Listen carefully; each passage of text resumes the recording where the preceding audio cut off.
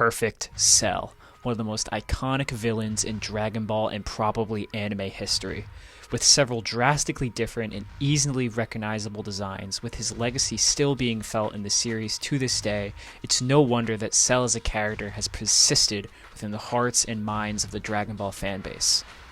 However, what actually makes him such a good villain? Today, I hope to answer that question.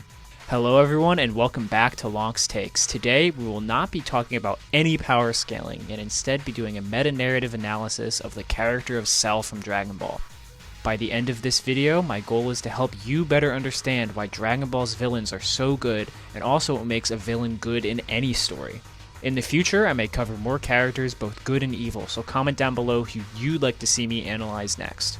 To begin this analysis of what makes Cell such a good antagonist or villain, we need to establish what I believe to be the key aspects of what makes a good villain, especially within the medium of shonen. But this can easily translate to any other medium as well.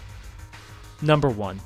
A good villain will bring out both the best and or worst out of those in opposition to him, either through the villain's own intentional doing or the protagonist's efforts to stop them. 2.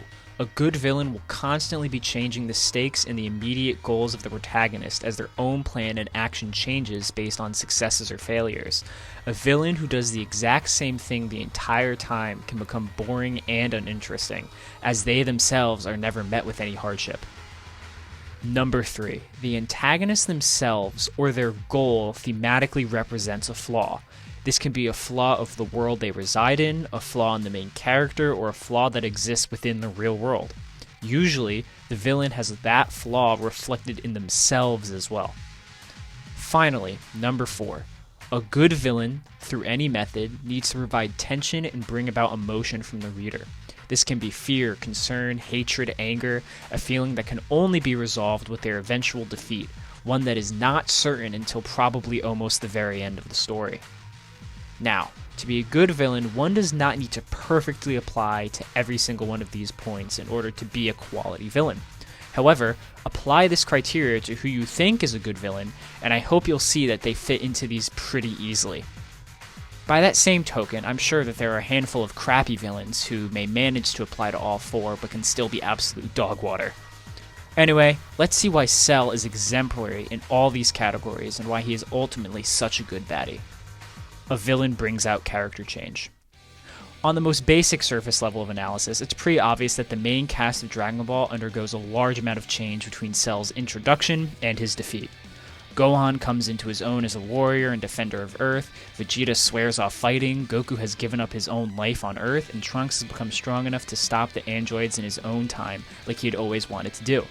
However, this misses many of the more moment-to-moment changes that Cell brings about in the traits of the main cast. As we'll talk later, the Cell saga is all about hubris, mistakes, and their consequences.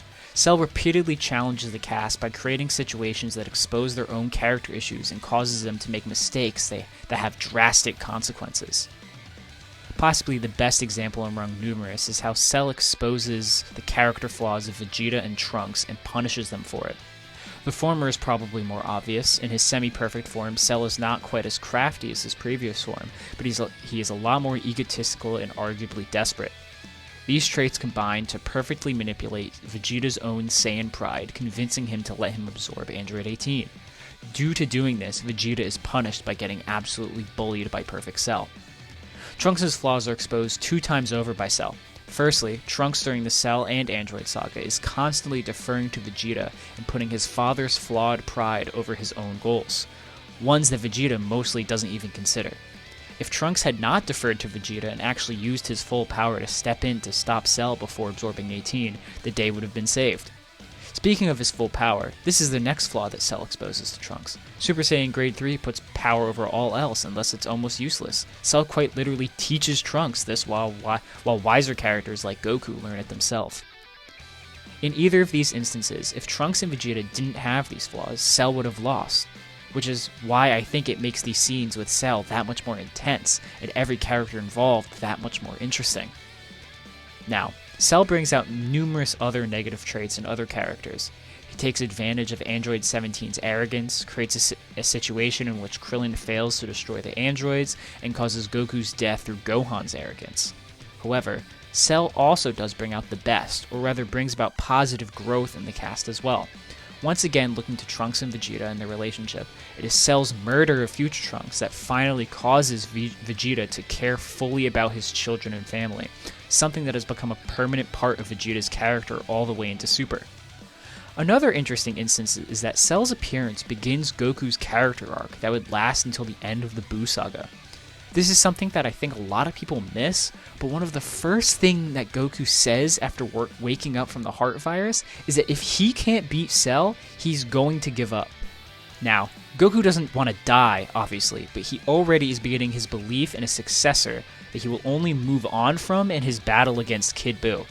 Finally, I think this goes without saying, but the biggest changes happen with Gohan, as Cell purposely pushes Gohan into finally embracing his passion and rage and achieving Super Saiyan 2, an arc that arguably began from nearly the very first chapter of Dragon Ball Z. I don't want to go into too much detail with each of these characters though, because they could get their own video going into much more detail. So let's just move on to the second point.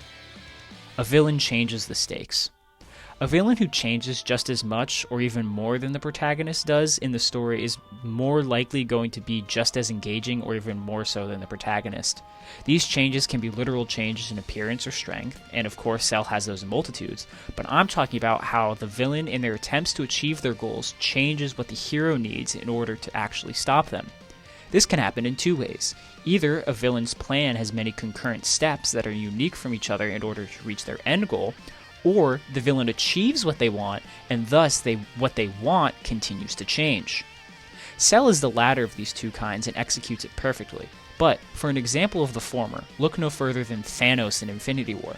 While he has a singular goal of doing the snap, there are multiple steps that need to be taken to get there, ones that are achieved all in different ways.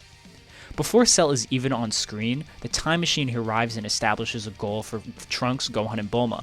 Find out whose time machine it is. This is a very rare instance where a mystery takes center stage as the narrative structure of a Dragon Ball arc. When we actually get to see him in his imperfect form, the rationale for the entire arc shifts. Cell is a ticking time bomb, as even in this form, he has the potential to surpass the androids. Before they even had a good amount of time to prepare for the androids because they weren't actually getting stronger, but Cell's desire and capacity to become stronger is a much bigger threat. The Z-Fighters no longer need to destroy the androids to save their lives, they need to destroy the androids to stop an even larger threat. At this stage, Cell doesn't truly have a goal or any other personal reasons for doing what he's doing, seemingly compelled by nothing but his genes telling him to be the strongest. He even calls Piccolo's question about completion stupid. Just like his body, his goals are imperfect. Obviously, things go wrong, and Cell stays one step ahead of the Warriors, eventually absorbing 17 and gaining a new form. Once again, the goal shifts as multiple new factors are introduced. Vegeta and Trunks can destroy Cell while Krillin destroys 18, and as we discussed earlier, both fail through their own character flaws. The mission briefly becomes stopping Vegeta from letting Cell absorb a D, which obviously fails. From here, Cell becomes perfect, and once again he undergoes a character change. He's achieved everything he's wanted, but is evidently not satisfied. We begin to see bits of Cell's own pride come through in semi and imperfect Cell, but now it's in full effect. Cell now believes that he is invincible and will let his enemies prepare just so he could be challenged. The goal now is everyone trying their hardest to become strong enough to beat Cell. In my favorite and probably most literal example of Cell changing the stakes, Cell literally destroys the ring and thus removes the possibility of a ring out for being a win condition in the tournament. If a villain cannot bring changes like this actively, then they don't come across as much of a threat and become far less interesting. A villain is the flaw. To cut to the chase on this one, the flaw here is that he is a culmination of every mistake, hubris, and flaw that the Z-Fighters have ever had. He is quite literally made up of their DNA, a human embodiment of the good guys who just so happens to be evil. He ironically benefits from all the Z-Fighters' strengths and failures, but is ultimately undone by them in the end. Perfect Cell, just like the androids, was created to kill Goku as revenge for what he did to the Red Ribbon Army as a child. In this way, he is the result of the carelessness that Goku sometimes demonstrates. He's excited by fighting those as strong as him like Vegeta is, but is far too prideful when he believes that he is the strongest. Cell's downfall comes from the fact that he harbors all of these weaknesses that they have just as much as he has their strength. He replicates Vegeta's failure by allowing and even forcing Gohan to unlock his full power instead of killing him. He replicates Trunks' failure by bulking up and trying to beat Gohan, just like Trunks had tried. He even replicates some of the traits of Frieza, showing Frieza's laziness and reliance on henchmen for petty tasks, having the Cell Juniors battle the Z-Fighters instead of him. Finally, it is the inciting flaw of Cell's creation that is ultimately his destruction. It was Goku's carelessness and underestimation of stakes that he had as a child that led to Gero creating Cell. And it's in this carelessness and underestimation of Gohan and the Z-Fighters that led to him being destroyed by who else but one of Goku's own creations. As I mentioned, after the defeat of Cell, most of the characters who are fundamentally changed are the ones whose shortcomings were directly addressed through Cell's actions. For an example of another villain being the flaw of both characters and the world around them, you can look to Darth Vader, who is the culmination of all the failures of the Jedi way and the characters who failed to turn him toward the light side of the Force, until Luke eventually succeeds in doing so. Villains inspire emotion. Despite all the prior points being really important, I think it's this last point is what causes a good villain to become a great villain. Different villains will inspire different emotions for the reader. Sometimes all it takes is one moment that creates a feeling for a villain to be great. For example, I think for many people, Aizen's betrayal and reveal as a villain instantly raised him to being one of the best villains in Shonen. In this case, the emotion was shock, surprise, and awe. For Cell, really only one word comes to mind: fear. This has been said so many times, but Cell's first appearance in the town strewn with bodies sucked dry is something straight from a horror movie. The following chase as Cell causes the world to go into chaos only makes him more sickeningly terrifying and evil. After when he confronts Piccolo, absolutely brutalizing him on one of the series' most sudden and violent beatdowns, this fear factor goes away for a bit. Semi-Perfect Cell doesn't really do anything quite as terrifying as its predecessor, but Perfect Cell picks up the mantle of terror the moment he returns from death. The page when all the Z-Fighters realize that Cell is back is one of my favorite in the series. The fact that Cell can just make these planet-destroying warriors curse themselves for being completely useless and weak and helpless is truly a level of existential dread that most series simply can't reach. So what do you think? Have I improved your opinions on Perfect Cell as a character? Or did you always think he was perfect? Let me know how I'm wrong in the comments below. See ya.